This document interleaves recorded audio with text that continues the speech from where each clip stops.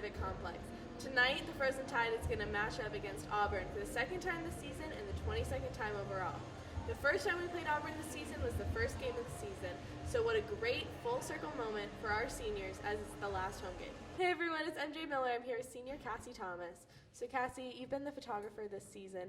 How does it feel to leave this season behind? It's pretty sad, especially after this game. It was such an adrenaline rush, especially in the third period. And this night especially, I would say I wouldn't have wanted to end it any other way, but I didn't really want to end it at all. So.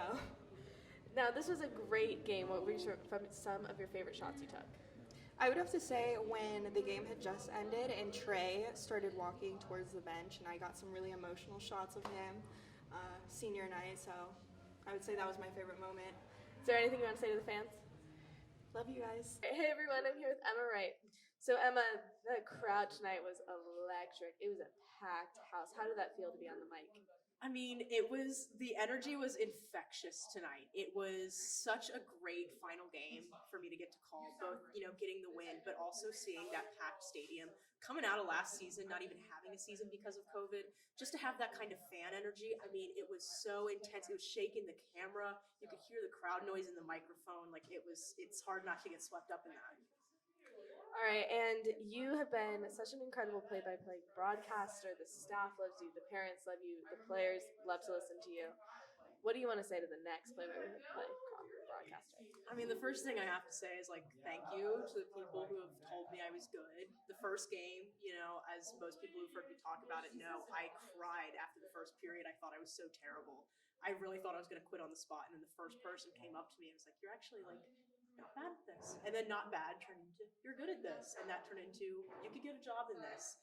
And that helped me so much when I really thought that I wasn't doing the best job that I could on the mic. So first of all, thank you to everybody who's had such nice things to say to me this season. The thing I would say to the next play-by-play broadcaster is it's hard when you think it's a job. The best games that I've called, even today, I had a rough first period because I was viewing this game as my last chance to get a demo tape. I put a lot of pressure on myself, and the first period was a rough call for me. The next two periods, I was just watching a great hockey game and talking about it. And I think that that's the most important thing to remember as a broadcaster is you are getting to sit there and talk about something you love. I mean, we don't get paid, but we get paid and not having to pay for the tickets. So in a way, you're getting paid to do what you want. And that's so awesome. And it's been such a privilege. So just keep that in mind. Thank you so much, Emma. We've loved having you in the program. Oh my God, thank you guys. I'm going to miss the program. You guys are going to make me cry now. Hey y'all, I'm here with Katy Gibralter. So Katy, you've been in the program for about a year now. How would you say it's impacted your life? Oh my gosh.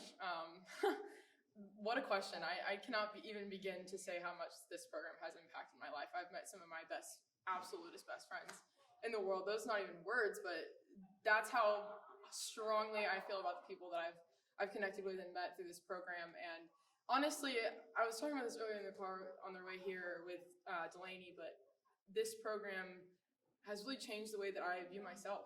I really think that I wasn't as confident before I started interviewing some of these guys and interviewing staff and talking to people and kind of going out on a limb and just branching out. And I will never look back to the girl that was before this. This is a new version of me that I'm immensely proud of. So you could say that it's really changed me for the better. Now, there's been emotion on the ice, emotion in the stands, emotion in the press box, and the crowd was electric. How are you feeling right now? Normally I'm a very emotional person. I feel like I would cry at something like this, but I don't think I really have felt the impact of it yet. And I know there were moments where I was getting teary-eyed, especially with your video that you created. And just kind of being with the people that make life most colorful has been insane.